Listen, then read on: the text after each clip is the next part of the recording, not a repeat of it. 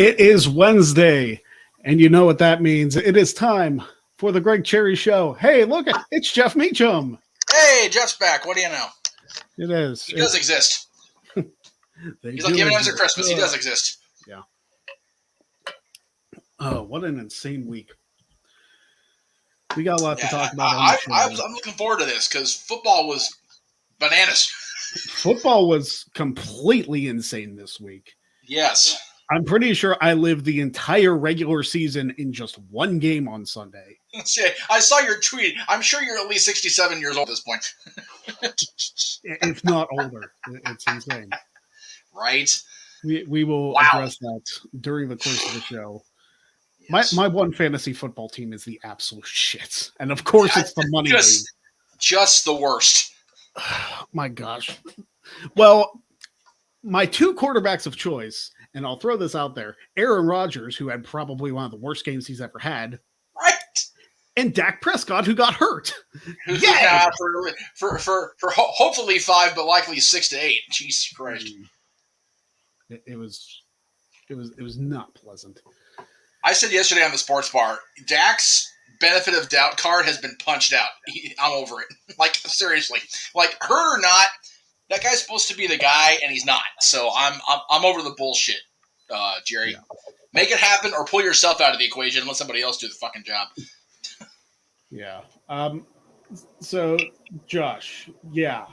Here's the thing. I can't convince Sean to do any of my shows yet. I doubt a live stream of a football game is going to happen.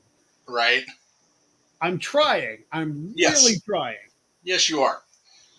Because I want to get, like, I am holding that last spot in the gauntlet that I have to fill for Sean. Yes. Like, I am intentionally holding that spot. Yes. So you're saying you have the 9, so I need to get my ass in gear with the questions? Yeah, I have pretty much everybody else. But I am holding a spot for Sean. Well, I will do a random draw at some point on this show. I mean, to be fair, I was told winter, so I'm sticking to that shit. Yeah, we'll figure out because we're not going to film all 9 episodes in a row. So no, that was made more than clear. That was not going to be a logistical possibility. So there's too many different variables. You know, time zones. The most of the most problematic. So that's very true. Let's talk about some wrestling and sports because, as we mentioned, football was insanity. Wrestling still is insanity. Wrestling is continuous insanity. Yes. I just can't get over the week 1 of football. Like, somebody posted a stat, and this is not going to be your favorite thing. The only team that did not score a touchdown on Sunday was Dallas. Yeah, I know. Yeah, it was a rough Sunday. And like I said, I watched the first 3 quarters and then came back in here. I didn't even see the injury to Dak I didn't know about it until Monday. And of course, Monday I was up, and out the door before 5 o'clock to go down to Disney for my physical testing stuff. So I had no idea Dak was hurt until I want to say midday Monday, maybe. So I got the benefit of sleep, if you want to call it that. Or I didn't really get much sleep. It's Disney. I never get much sleep before Disney, even going to play, let alone to work. But the benefit of lack of knowledge, how about that? Because had I known Dak was hurt, I'd have been a much more of a miserable son of a bitch than I already was. Yeah, it was crazy. The Browns won their game, so Josh is happy about that. Yes, without a doubt. The Ravens handled the Jets, which is not a surprise to anybody. No. Steelers-Bengals game aged me 30 years. At least. Seriously. That was like living through your own version of being president. You aged so drastically on Sunday. I'll tell you what. Between that and between TJ getting hurt and being out for a few weeks. Hey, listen, I'm happy he's only out a few weeks. Right. Oh, yeah, absolutely. Because when he thought he tore his pec, like, that was going to be it. Like, that was the season. It was like, well, we had one good game. Cool. I'm not too worried about the defense in the next stretch of games, but, like, not having TJ there is a big deal. Yeah, it's funny. Josh mentioned, yesterday that a one guy does not make the defense, and that's very true. TJ is definitely part of the package deal, but one guy on the offense for the Cowboys, that being Dak Prescott, we are. Mikey was even trying to advocate for me, everybody's saying the season's over, and the guy from ESPN, it's like, look, just because the guy works with the same company I do at ESPN, as far as the big umbrella, he's not wrong. Without Prescott at the helm, we are in deep shit already. Which is a very concerning thing. It is. Trubisky did enough to get by. Yeah, he did, which was good. He wasn't fantastic, but he didn't turn the ball over. I mean, Joe Burrow had more turnovers than an Arby's. It was ridiculous. If you know, you know, folks. Yeah. Jesus. And if 4 you don't, you have Arby's turnover because damn, they're good. And the fact that the Bengals still almost won the game, I was going to throw up. Seriously, like right to the very end, Cincinnati did not deserve to be anywhere near that possibility of a W, like at all. They got that 20 with, what was it, 4 seconds, 5 seconds to go in the game? Yeah. And it's like, oh, here comes one of the best kickers in the league. It's over. Yeah. Yeah, it's over because it's just an extra point. And then here comes Minkah Fitzpatrick out of nowhere. Bam, block kick. And then when they go to kick a 29-yard field goal, you think, oh, the long snapper and the holder thing, that's not that big a deal. It's a big deal.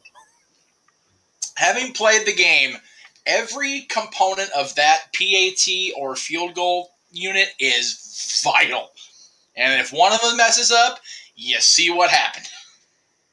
It was the biggest cluster of a week one, especially that game, that I've seen in years. Yeah. I'm just glad the Steelers came away with a win because once they fumbled, the Bengals fumbled in their last possession, it's like, you know what?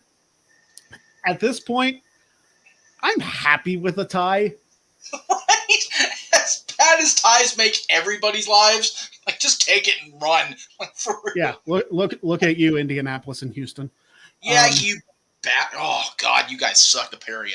I swear. It still reminds me of the time where the Browns losing streak ended because of a tie. It's like that is the most Browns way to end a losing streak ever. But hey, they won their first week one in 18 years this past Sunday. So seriously, the Browns all of a sudden are just starting to actually make noise like a real football team. They're a real live boy, Geppetto, for real. Not losing near as much. Because they nearly blew the damn game at the end because. Well, of course they did it because it's Cleveland. And yes, the Browns and the Steelers had a really fun tie back during the pandemic year. That was, oh God, vomit. Yeah, James, yes, they did. Week 2 should be fun. Right. Because the Steelers play the Patriots at home. So maybe we'll all get what we want out of a football season. If nobody we love wins Super Bowl, at least maybe this would be the final curtain for Bill Belichick. Maybe they go 0-17. He finally just wanders off the pasture and gets hit by a freaking lawnmower or some shit. You know what? This is a way too early prediction because it's only week 1. Right. The Buffalo Bills are winning the Super Bowl. Ooh, you know what? That was a popular thing yesterday. A lot of people on the show yesterday were saying that. I heard it quite, not just in the sports bar, but I heard it quite a bit. So you're not alone in that early week 1 possibility. Yeah, I think that as good as Kansas City looked, I just have this feeling about the Bills. As long as they stay healthy, as long as Josh Allen continues to do what he did, but he looked damn good against the Rams. Yes, he did. Everybody was screaming that Aaron Donald, who's a 3-time Defensive Player of the Year, and he made Aaron Donald look for lack of a better term, a bitch. Yeah. Well, that was probably the toughest thing about Sunday, besides Thursday night, because I was out and about Thursday, running errands, and I went in to grab dinner before I watched Star Trek II: The Wrath of Khan on a big screen for its anniversary, which was, by the way, if you've never seen those old movies, the Star Trek movies on a big screen, and you're a Trek fan, you need to go make that happen. God damn, was that great in theaters. But I'm watching the unfolding of the game on the screen inside screens inside BJ's Brewery, and it's just like, oh, it was rough. The Rams did not have a good start at all, and you kept hearing all the rumblings during the summer about it's they either were going to be coming out of the gate as champions, or they were coming out of the gate looking like it did Thursday, and they played the way they played Thursday. And yeah, Buffalo deserves the credit. They did a phenomenal job, but the Rams looked like absolute shit. And that's just ridiculous that the Super Bowl champions played like that Thursday night. It was ridiculous. So Super Bowl hangover is a real thing. Yeah, it really is. And the Rams haven't had it in so long that they probably got extra hungover. Yeah, they might have been drinking some at halftime the way they played. Seriously, I'm praying the city of Cleveland and the Browns don't have a freaking year-long hangover and have alcohol poisoning when they finally get it done. Or the Cowboys after 30 years, or whoever you want to make fun of in that particular. See, at least the Cowboys have won in your lifetime. Yeah, exactly. I mean, they've won a few times in your lifetime, but they did. They won the majority of their 5 in my lifetime, if we're going to be honest. So that's been nice. Yeah, I've only been alive for 2, but Yeah. Well, of the Steelers ones, I was alive for. Yeah, and I mean, they were both teams were powerhouses prior to our being born. But the Cowboys got Aikman out of UCLA, and the rest on to the promised land they went. 3 different times in my lifetime, which was awesome. So that was cool. Zach saying, if Cody Rhodes can compete in Hell in a Cell, why can't TJ hit a quarterback? Damn. Okay. A little bit different. Cody Rhodes competed in a 20-minute match, and then he's taken months off. Football and wrestling are very different animals. Yeah. I would love to see Cody Rhodes, go out there and play 4 quarters at the level that TJ Watt plays. If anybody could pull a Cody Rhodes, it would be TJ Watt. That Rhodes family is they are shoe leather tough. They always have been, and now the revelation yesterday on the bar that Dakota, Dustin and Terry's daughter is going to be a mama. It's like, all right, the artist formerly known as Grandpa. Cool. That's a scary thought. The horny little she grandma. Wow, just frightening that they're going to be grandparents. And it's like, how did that make me feel? Yeah. Watching Dustin all these years, like,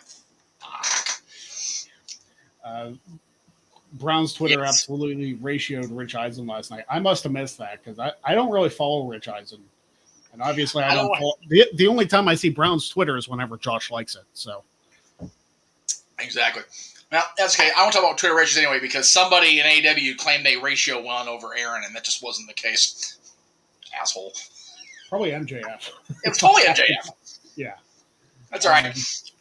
I got him. Crickets. Not a response from him. So we'll see. So I do want to bring up, before we continue on, September's donation goal. It's a little bit less. It's a little bit less than last month because, honestly, the prize isn't as massive. I mean, it'll be entertaining for all of you guys, all the ins. You're crazy. It's not going to be pleasant for me and G. No. So if we get to $200 in the month of September, which, we only have 2 weeks left. So if we get there, I may knock it down to 150 because, I mean, I'll do that. I'm going to knock it down to 150. Just because we started it on the 7th and last month had freaking 5 Wednesdays in it plus Jode. And figure, we've got the 4, but we've also been, I haven't been around a lot to be boisterous and obnoxious about it like I usually am. So, but we did. We actually had Jesse on open mic night on Saturday. I was there briefly because I was wallowing in a pool of self-pity. Right. God. Oh, Notre Dame, man. Oh, terrible. I'll tell you what. Shitty weekend in football. Yeah, you guys got the W on Sunday, but man, it was a rough weekend, win or loss. It was not fun. No. Alabama almost lost. I was like, damn it, Texas.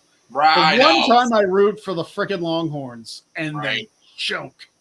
Yep. Because Texas was up for like a majority of that game. They really were.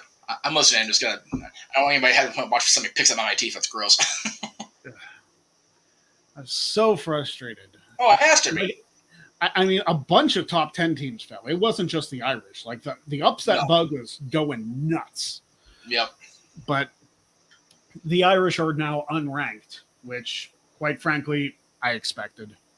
There's no way that you can come back from losing by 5 when you're a 3-touchdown favorite. It's like, yeah, you deserve to fall out of the rankings for that. Yeah, and again, the fact that they're unranked now and they still don't have a quote unquote conference home, they're going to be left out in the cold. It's just the way it works. I mean, they're a 2-loss team. They're not making the playoffs. Period. End. No, it's just not happening. No, that's just what college ball is now. Go 10 straight. Yeah. Yep. And blow them out, which I don't have much confidence in. But we also lost Tyler Buckner for the year. So Drew Pine is the new QB1. I have no idea what's going to happen. It's going to be a challenging football season if this weekend was any indication on either level. I mean, I guess I can appreciate, hey, Coach Freeman, thanks for not making me stress out about the rest of the season thinking we're going to win the championship and then choking in the playoffs like Brian Kelly did. It's like, at least you've given me expectations. I don't have to worry about a championship game. Right. Yeah. At this point, I'll take like the freaking PapaJohns.com pizza bowl or whatever the hell that they have. Like, I'll take a bowl game because that means you won at least 6 times. Yeah. Just oof. Well, not a fun season to start anyway. Yeah, that's well. Hopefully, for Jesse and my dad's and everybody's sake, Buckeyes can continue to march along. We'll see. I mean, I would probably say, yeah, that's fine if their first win wouldn't have been against the Irish. Right. Yeah. That's always tough when you got week 1, going against each other. That's a rough way to go. But you know what? She was on the show because of that, and we had a great time 2 weeks ago, so it worked out. I mean, we love Jessie here. We do. She carried that show Saturday night. She really did. And that was totally JJ. James Booker and then JJ, pretty much ran the show. I just sat back and watched it and enjoyed for most of it. It was fun. I enjoyed the hell out of it. Yeah, I wish I would have been able to join more so, but I was out and about. Yeah, it's one of those. The article came out and it just kind of evolved. And James, completely independent. No, none of us asked him to do it. He reached out to her and it was like, whoa, okay, well. Got the synergy going. She was on with us a couple weeks ago. Just keep on getting the message out there, because that, if any message needs to be out there right now, especially what's going on in apparently both locker rooms, that needs to be a thing, and it gets out there to everybody. So I do want to say it's kind of in the same vein, but it's not. Okay. That we like to have that crossover with Jesse and like bringing in more popular people from the wrestling side of Twitter. Of course. And in that same vein, guess who got a new gig? Did you not see this tweet? I probably did, but I've been so mouse focused. I apologize. Starting on September 24th, so not this Saturday, but next Saturday. Okay. I will be joining the football show over on Fightful. Oh, wow! With Rob Wilkins and Steven Jensen. So that's going to be a good time. Dude, we love Steven Jensen, the Jeff Meacham side of things. Steve's awesome. That's cool you're working with him. That's wonderful. I'm looking forward to it. I talked to him before. It's like, hey, I'd really love to do a football show. And talking to him on Twitch during the offseason, it's like, man, that'd be so fun to do that. And that was before I even started on Sportsmanlike. Right. So, and when the opportunity came up to do a show with him, the football show that we had talked about, I was like, I can't pass this up, man. No. This is exactly what I wanted to do, and now I get to do it. So that's wonderful, man. Very cool. Very So cool. I guess I'm officially part of the Fightful family, which is Hey, pretty you know awesome. what? Whatever gets the brand out there, whatever gets your name out there, and working with Fightful, whatever gets you closer to getting Sean in that 10th spot. It's whatever Yeah. it takes, man. And I was thinking about this. Um, and this is gonna seem very like profound or whatever, but I was thinking that the Greg Cherry brand as a whole is not just about the content that we produce. Right. It's only part of it. The main thing, and it's something that I've learned, especially this year, is to just be kind, treat people with respect, make connections, just follow these people, support those people, Yep. and eventually they will support you back. And like, I got the Know Your News gig with Unsportsmanlike. Jared and I have a blast on that show every week. Oh, Now I yeah. get to do the Fightful show. I did Quizlemania earlier this year. Yep. I mean, you can't argue with, I wouldn't say success, but you can't argue with results. It's one of the, again, I know he's got you blocked for whatever reason, probably the Royal Rumble, but work hard, treat people fairly, you learn respect, and love somebody today. Those are his 4 key mantras from Adam Pearce, and you did exactly those things, and results are producing. So that's amazing. I can't complain about the 2022 I've had. Can't complain. No, it seems like the universe, for whatever reason, seems to be, at least for now, on our side. You've got the gigs you've got going. I actually got gainful employment, as did the Renegade. It seems like we're all starting to, have that, that light at the end of this tunnel that has been this pandemic and kept everybody, closed up and, turning a lot of people against each other. It's just been a very negative time in the world. And, we've all kind of unintentionally fallen into the pattern of doing it. And now it seems like, okay, well, if we need to manifest this stuff ourselves or we're never going to come out of this. And, I didn't realize it until after the fact, but, I'd been manifesting the Disney thing for a lot longer than I realized. I mean, you've been on the phone with me. I've got Disney stuff playing in the background all the time. I've always got something on that's Disney or movies or clothes or whatever. And it happened. You've been, talking about getting, Sean on one of your shows, the actual Greg Cherry brand shows, for a long time. And, that's still possible down the line. But you were on a show that because he helped manifest it. You're on his brand now. You've got the, Unsportsmanlike show on a different brand. Things are starting to happen because, at least from my observation, things are starting to happen because we're manifesting the positivity part of it and not focusing so much on the, got to make money. It's like, no, we need to just we need to do what we need to do, and hopefully what we want will come out of it as a result. Yeah, this show, like, I know I have the donation goals and stuff, which I'll put that up again real quick. I know I do the donation goals for the show, but for me, the show isn't about earning like a full-time gig. Like, if it eventually manifests itself into a full-time thing, cool, and I can do this on top of what I do for work right now, which I get paid pretty good for what I do for work. But it's one of those things that, if this turns into something more, I'm obviously not going to reach the level of like a Pat McAfee, because McAfee is just incredible with all he does. But to like even like remote success, like if I got like 100, 150 people to watch this show every week, I would consider that a success. Right. I don't need the 50,000 because I feel like the 50,000 would be such a production that I would have to like hire people to do that. Right. But like 100, 150 people with like maybe a few donations each week, I'd be more than happy. Right. Exactly. Yeah, so. We've both taken the road of pushing a giant load up a hill, a steep hill at that, trying to, have a go of it, making money on this platform the last 2 years. I mean, because all of a sudden everybody was doing it. Because, we couldn't go to work, couldn't go to the house. So it's like, got to do something. But It's funny you mentioned this. I was actually doing the figures earlier just because I was bored and had nothing to do today until we came on the air today. It was like the one day this week I don't have anything really going on.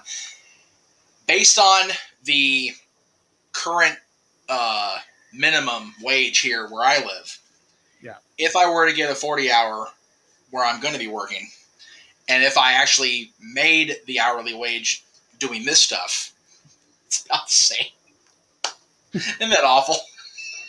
Like, I'm not going to get 40 from Disney yet because they told me it's going to be part-time, but the holidays are picking up, so don't be surprised if it does become full-time.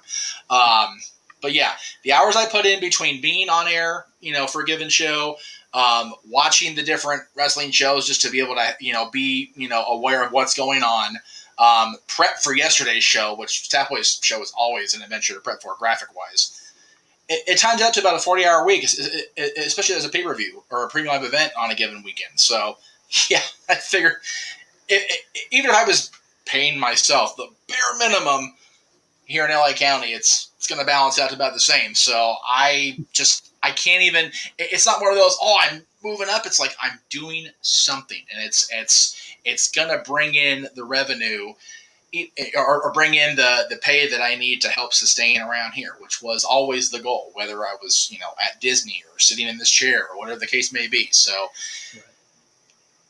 You've always been one to try to, tell me, positivity breeds positivity. And I've been a very hard struggle with that. You know that almost better than anybody, especially, the reason I came back to visit in the first place, and since I've been back from your place almost 10 years now, it's just been a struggle. But it was one of those I had to just let go and just let it happen, and it's happened. It's crazy. Yeah, and the universe is mysterious. It's one of those things. Like when Quinzlemania first came on the air, I was kind of an ass about it. Like I was kind of like pushy and an ass about it, and like something clicked. I was like, you know what? I can't be that cocky person that I am when I'm defending that. No. And expect anything to happen other than staying at this level, which being champion for as long as I have is fantastic. But it's like, if I want to like ascend to like do more things, treat people with respect. Yeah. Yep. So that's been what I've been doing the last couple of years. Yeah, the Greg Cherry Show hasn't exploded by any sort of like imagination or whatever, which is fine because I still have fun doing it. Exactly, that's the key. But the opportunities that have come along, the friends that I've made along the way, can't trade that. Can't trade that for anything. No, you can't. Like, it's like when Sat first got his gig with Wrestling Daily last year, I believe. I was one of the first people to go to him and be like, hey, congrats. That's awesome. I wasn't like, hey, you need to get me on the show. I was just like, you know what?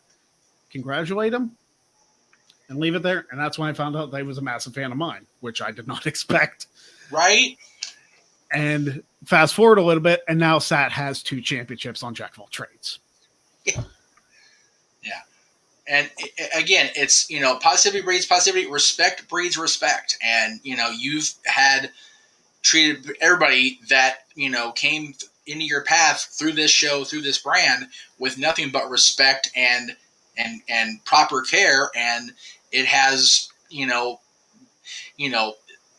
reaping benefits sounds like it's a cocky thing but it's not really what I'm trying to say, but it's definitely proven true that, if, doing good tends to bring good to you. And, it's the golden rule, kids, right? Do unto others that they would have them do unto you, or do for you, or however that goes. And it does work. It's not just some, thing you tell your kids when you're a parent, you got to follow the golden rule, little Johnny. It's like, okay, well, no, I don't want to, because it's more fun being bad. Yeah, it's fun being bad, but it'll get you nowhere in the long term. Unless you're MJF, apparently, because you can be an asshole and still, do the MJF things. The Tornado Anthony Y. Thank you very much. There you go. He says, whoop, whoop, Greg. Oh, by the way, go Chiefs. Chiefs did very well on Sunday. They had a good weekend. They did. They whooped on the Arizona Cardinals. Which always is fine by me. I mean, Mahomes is Mahomes. What else can you say about him? It's just ridiculous, the athlete that he is. Yeah, I had a realization on Sunday that I'm not going to be able to, have the positivity with my team, even though Josh has been very gracious all weekend, all weekend of the weekend, because he could have very easily, been up my ass about the Cowboys, and they were just so bad on Sunday. Here's the thing. It's week 1. Oh, I know. Yeah. Like, this would be a talk that you might have week 10 if they were like 2-8. Right. Right.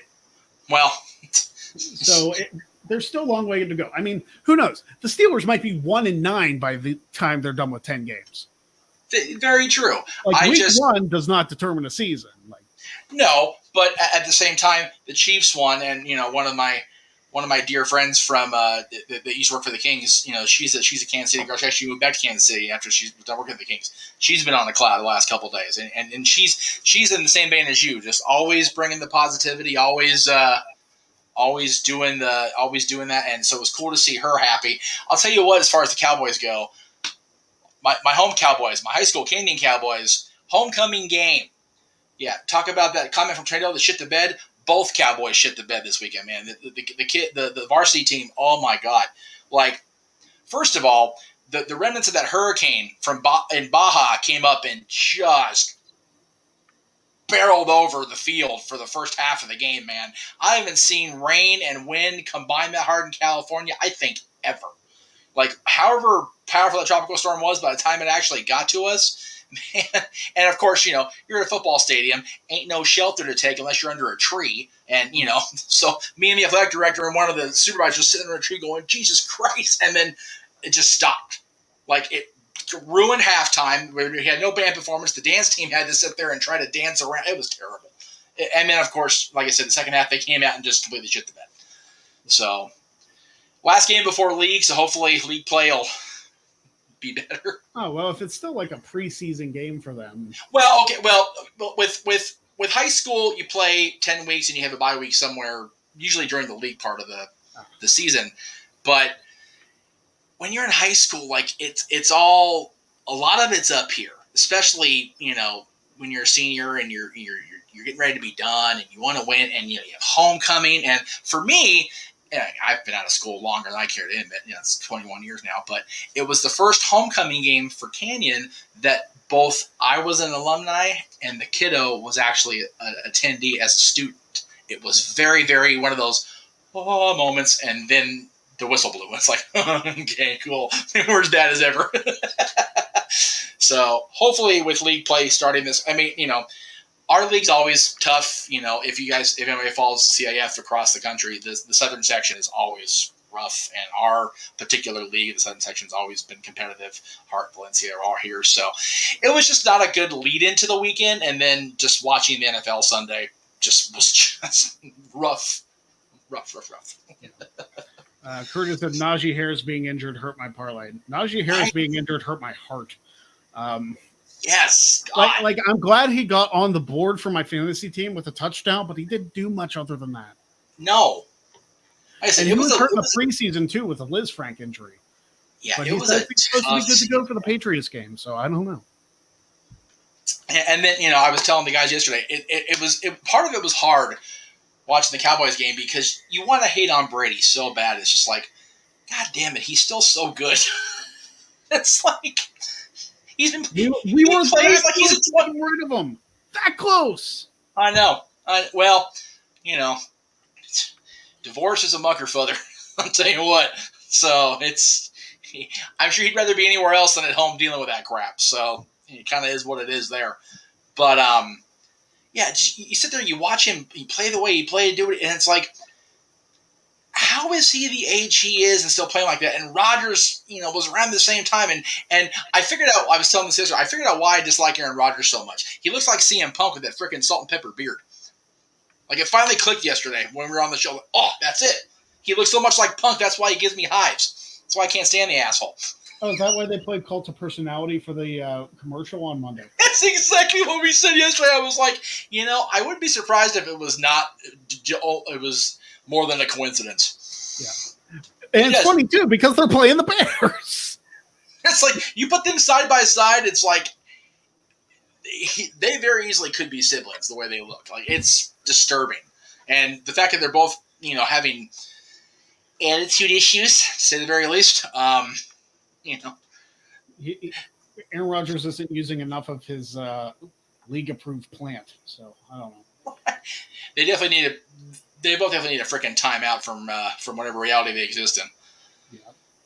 Oh, yeah, Curtis. We talked about that. The only team not to score a touchdown this weekend was Dallas. Yeah, it's. Son, good to see you as always. Sorry we didn't get to see you yesterday. If I missed you yesterday, I apologize. It was kind of a quick show yesterday for Talk Wrestling. I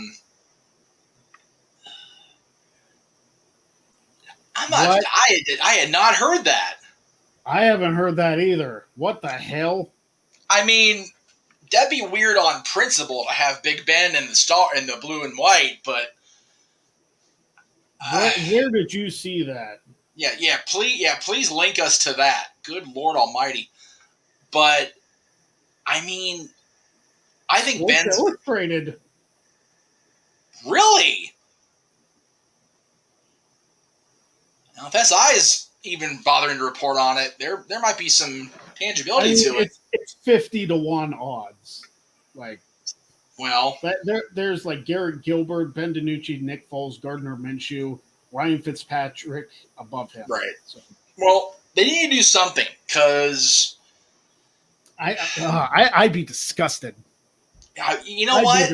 Because, like, man, he spent his entire career in Pittsburgh. Yeah, and for him to retire and be okay with retiring and then all of a sudden take the money from Jerry, that would be really bad. Yeah, that would be bad. Hey, look, Brett Storm. Thank you, Brett. We appreciate that, as always.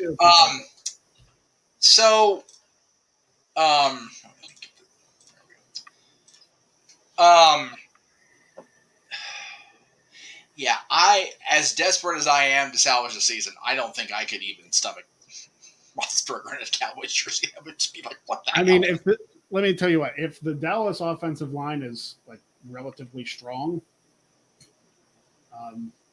then maybe that would help. But again, I can't imagine that Ben would want to come out of retirement to go to a team that he never played for before.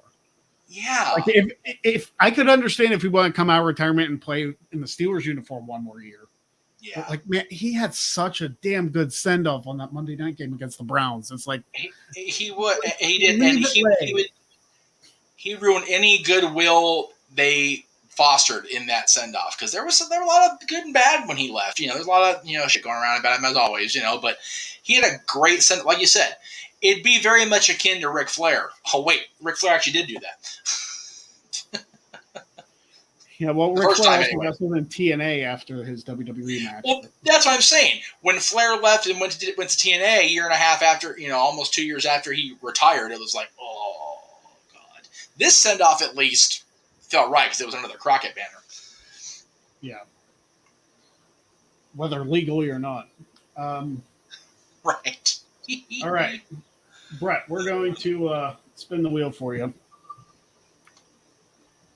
A little bit closer to that. All right, get ready to get a link, Brett. Oh, wow. This last time, too. Oh, did Brett finally call into the show last week? No, wait, no. He was on with us. That's right. Yeah. You don't get that spin. You only get the one. Right. So I'm not going to tell you. Unless you want what I just spun, which is an entrance. Right. So you can either call into the show or get an entrance. I guess I'll give you an option. Whatever's clever. Josh, the thing with Foley was actually on his podcast. It wasn't just on Facebook. But, yeah, I don't find it strange to have Foley praising Dixie. You got to remember, Foley is the nicest guy in wrestling. Like, I swear to God he is. Like, he's nice to a fault. And for him to praise Dixie doesn't surprise me because, I mean, he never once complained about the money they gave him at all at TNA. Let's just be clear on that. But Mick had no business being in the ring at that point, and as often as he did anyway. And if you read the memoir from that period, Countdown to Lockdown, he was definitely Oh, Jesus Christ. Listen, I'm happy Listen. to do this one. I love this entrance, okay? Yes. I love this entrance. Alex Wright is one of those hidden gems on the network that shouldn't be. It was so funny. Like, I stopped watching WCW so cold turkey by the time this happened. I did not even know that he had come back as Berlin until long after that thing was over. Like, I watched it back and went, holy it was shit. weird because like the Berlin thing failed, and then he just returned as Alex Wright to like join Disco as like the Boogie Knights. Just with a bald head, it was like. But it was funny when he. I realize this now watching him back. When he first debuted as Berlin, they actually acknowledged him as Alex Wright. Like he was sitting in the crowd, just being their Mr. Stoic guy. Yeah. Which whatever. Like I said, WCW post Think of Poker Doom was just like constantly head scratching. Like, yeah. This music.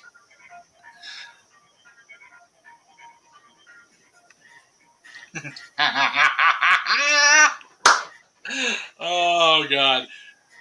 Oh, he's doing he's doing the whole thing. Look at that. Tremendous. Even little subtle hand movements.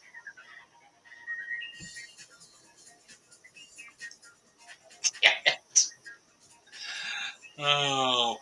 We need like CG and the Nitro Girls next to you. Do his like WCW NWO revenge taunts.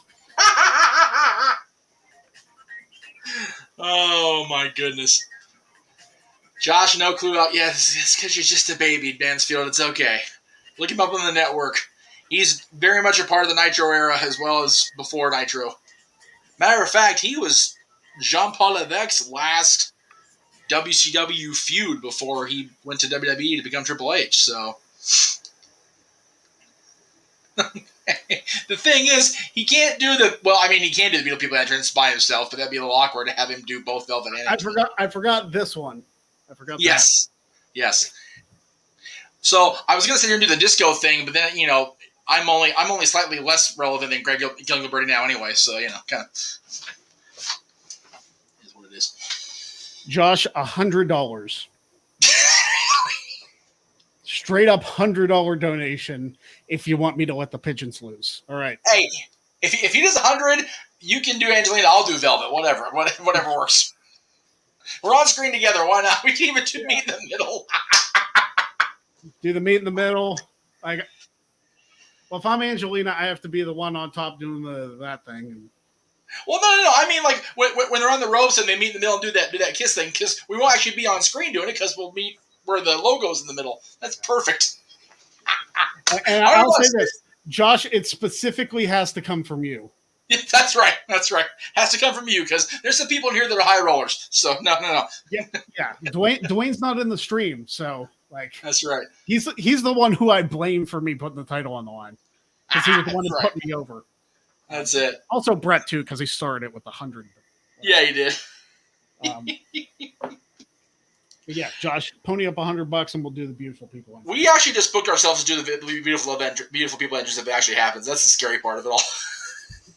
Hey. I need to put better shorts on than I have on. Josh, no, it's got to come from you. You can't make somebody else pay for you. It's got to come from you. Not how it works. Well, no. He'll just have Dwayne PayPal him, and then he'll donate it his damn self. Don't give me any ideas. So. I mean, I guess I wouldn't know one way or the other, but that's it. Can we talk about Triple H making NXT? Yes, we can talk about that. I actually have a graphic and everything for that. Yeah, let's talk. You love to see this. You love to see it. NXT 2.0 wiped away on screen last night. It's tremendous.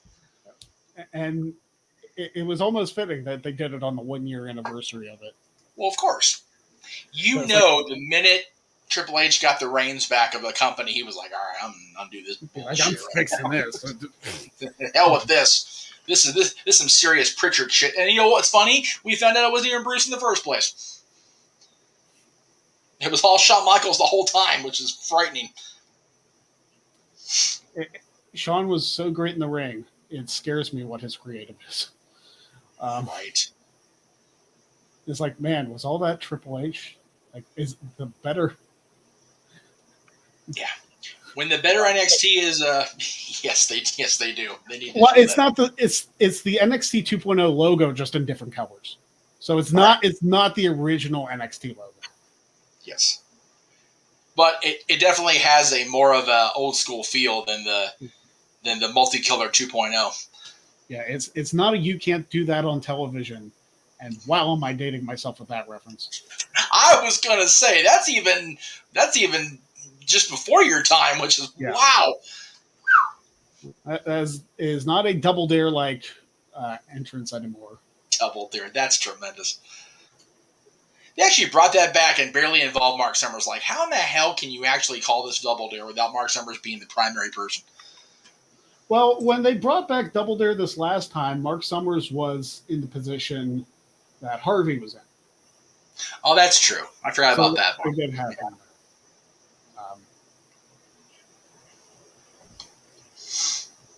Yeah, it's exactly enough of the paint splash. And again, JJ's been very much an advocate of the NXT, his NXT or whatever, as Noah calls it, not my NXT, because that's all he ever got to see, because he wasn't watching when NXT, really became prolific. Yeah. So there was a lot of good that came out of NXT 2.0 as far as the talent, as far as the matches and everything. It's just people they very much Jared Leto'd Joker it. Yeah. Because it wasn't their Joker, it wasn't their NXT, so they immediately just wrote it off. Yeah. So you figure the talent that were definitely elevated during this time. Braun Breaker, easy. Mandy Rose, reinvented in NXT. MVFT of this relaunch, without a doubt. Absolutely brilliant. Her and Toxic Attraction, Gigi and JC, phenomenal. Yep. Carmelo Hayes, stock rose incredibly. Yep. Solo Sikoa. Solo Sikoa, who, if you didn't watch NXT last night, for a second here, North American champion. The bloodline now exists officially in NXT. So let's just see how much they take over even going forward now, for real, right? Yeah. But yeah, Cora Jade, who, was starting to break out as it was, and they flipped that switch. Cameron Grimes is another great example, Curtis. Cameron Grimes is another one. Although he was still on the rise, like in NXT, like the original NXT too. Right, that's true. And then Roxy, who got signed and is now Roxanne Perez, is only getting better every week. Yeah, love to see that, because she was definitely a pet project of the final days of the old Ring of Honor regime, especially with Maria running the women's division. So you love to see stuff like that. There's a lot of great talent, and again, Carmelo Hayes, is now a former champion. So will he get the call up that I feel is grossly overdue? Hopefully, right? A lot of good talent. It's just, again, people just wanted to, paintbrush the paint splash with negativity because it wasn't the black and gold brand. Yeah. And now it's not quite black and gold. It's more like a white and gold. Right, which, hey, white gold can sometimes be more valuable than black, regular gold. So we'll see. So we'll see, like, if there's going to be like an influx of talent to this new NXT. Yep. It'll be interesting to see one way or another. But I'm curious to see how the draft and the brand, the brand reshuffling plays out going into Survivor Series, which again is so stupid to do that before the Survivor Series, but whatever. From what I've heard, reading Fightful Select reports, and it's been a while since they've reported on the draft, or at least since I asked Sean about it. But there's talks about delaying the draft until after WrestleMania. Which is fine with me. Which honestly makes way more sense than doing it right before Survivor Series, because and it's been brought up a lot. How can you be like, oh, brand supremacy when you've been on the brand for a month? Yeah, seriously. How can you care that I'm Team SmackDown now? I've only been here a month. I was on Raw for the last 2 years. I've never understood that thought process from WWE to have the draft occur right before Survivor Series. I also hate the Raw versus SmackDown of Survivor Series. It's stupid. Like doing it once or twice. Like Survivor Series 2005 is an example of how to do it perfectly. Yep. That was the best one.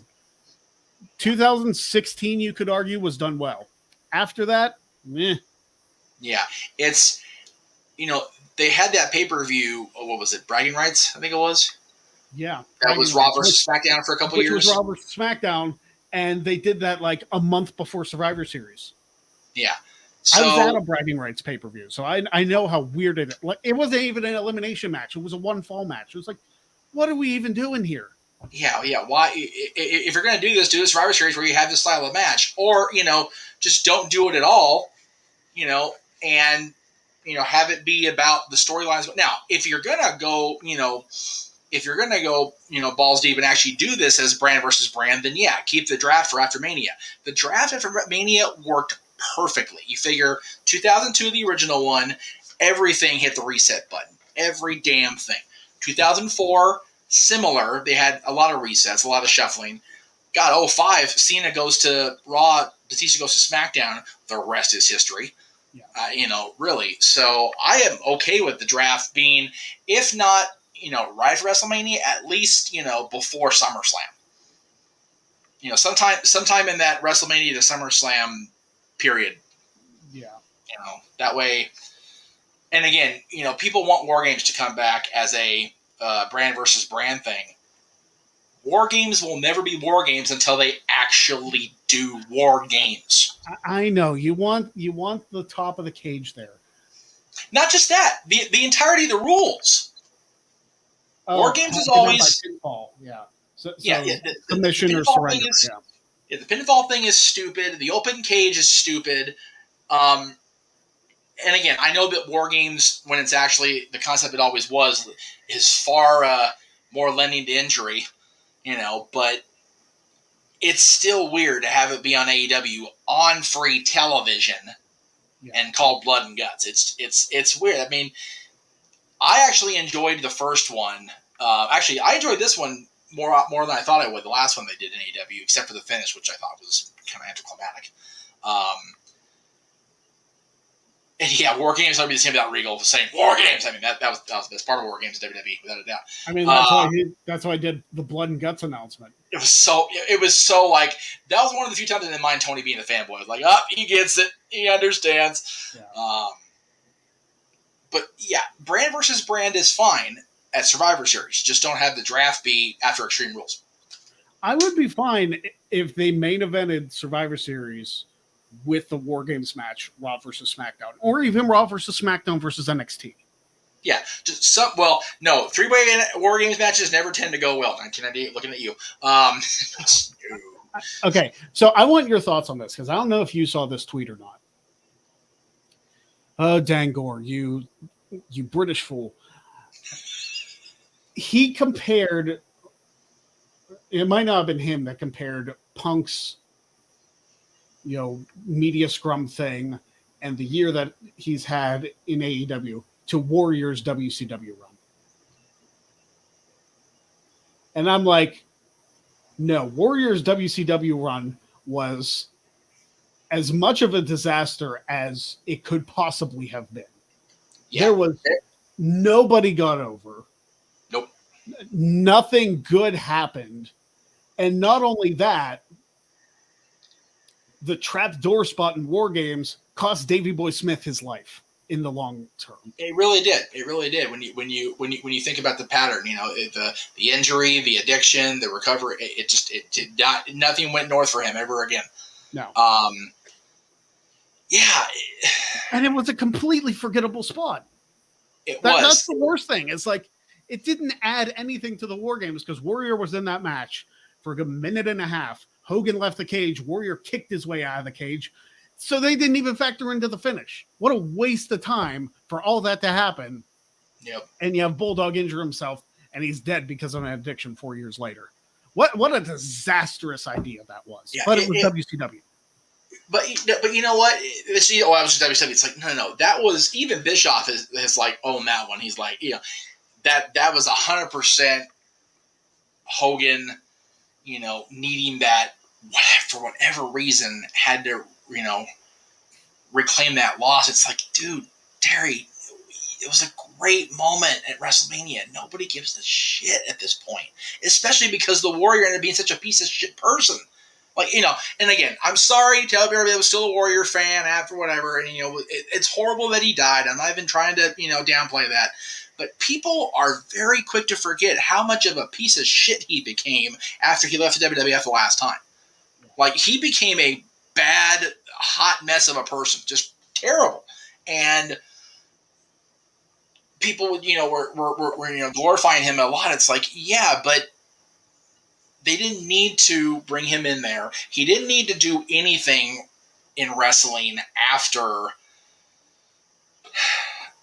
I think anything with Warrior and wrestling after the holdup at SummerSlam '91 is just completely useless. Completely useless. He came back at Mania to help Hogan, who was on his way out. He was going to go in the feud with Sid, who ended up being on his way out. He did the thing with Papa Shango, which, as a 9-year-old kid, I was what the helling. But as a 39-year-old man now, I go, what the hell, for a different reason, right? Then he, has another, fit and lies to Vince about his dad, or whatever, and gets suspended and leaves again. Comes back, pulls the same shit again. So it's just like... Hey, the best thing about Warriors 92 run was him leaving and the Mr. Perfect and Bobby Heenan exchange on Tuesday Night Titans. Yes. That was the highlight of Warriors run, was him leaving and giving us that gold of a show. It was an entire show dedicated to Macho Man picking a new partner. That was Warriors highlight. Seriously, I'm pretty sure that episode's on the network. If it's not, go out of your way to find it. It's on YouTube. It's definitely on YouTube. Warrior. They'll acknowledge it on TV why he's gone. Obviously, they're not going to go there in 1992. But yeah, just that you see that moment with Kurt where Bobby, basically says, you can't cut anymore, or whatever, and Kurt gets a look like, excuse the shit, me, like I'm Mr. Perfect, and just grabs Bobby and tells Savage he's in the. Oh, so good to get Perfect back in the ring. It was so good. It was prime time, not Tuesday Night Titans. Prime time, yeah. Sorry, it's all the same. Yeah. So, yeah, Warriors 1998 WCW run as a Hulkamaniac, as a NWO Hollywood, for life guy. Whew, rough, just bad. Punk's run in the last year. Now, I will say this. I will give whoever made the report, whether it was Louis or whatever. Punk's year in AEW has been, at least on the surface, to the outsider looking in, detrimental to the company at large. When you think about all the factors that have outlined because of him being there, good or bad. Warrior coming in 98 was just kind of sprinkles on the shit on the shit Sunday already, because they were already in trouble as it was by that point, and everything Punk at least wrestled good matches. The return promo on Nitro, which went long, the War Games fiasco, the god awful match at Halloween Havoc, and that was it. He was gone. The whole thing with Beefcake, which, I'm not exactly his biggest fan anyway, but that was so stupid. Yeah. Anyway, it's almost 8:00, so. Oh, geez, it is. Sorry about that. No, we're good. We got into a little bit of a rant at the end of the show, but it's all good. Thank you very much, everybody, for joining us. Dynamite's going live right now, so everybody have a good night. We will see you next week for not only the Greg Cherry Show, but for Jack of All Trades next Thursday, too. It's going to be a good time. So for Jeff Meacham, I am Greg Cherry. Thank you very much for watching, and we'll see you next week right here on the Greg Cherry Show. Do you have stuff to put up or no? Yeah, I'll go into it real quick. What the hell? All right. If you've missed Renegade's reviews or anything on the Constantine Studios channel this week, check it out. He's got stuff all week. Movie reviews from leading ladies and back to school settings or school settings. Staff by Sports yesterday. She-Hulk review tomorrow. Warzone on Sunday. chip into the Staff Boy Sports Bar Monday Night Football pool. There's the current pot right now. Those are the squares that are sold, the red ones. We did dads on Monday. Check that out. We got dads coming up this Monday. Check that out. Top 10 X Division champions. And for the new employer, real quick, there you go. It's still on Disney Plus. And of course, be ready, folks. It's coming. The Trivia Gauntlet is approaching. There you go. Boom. All right.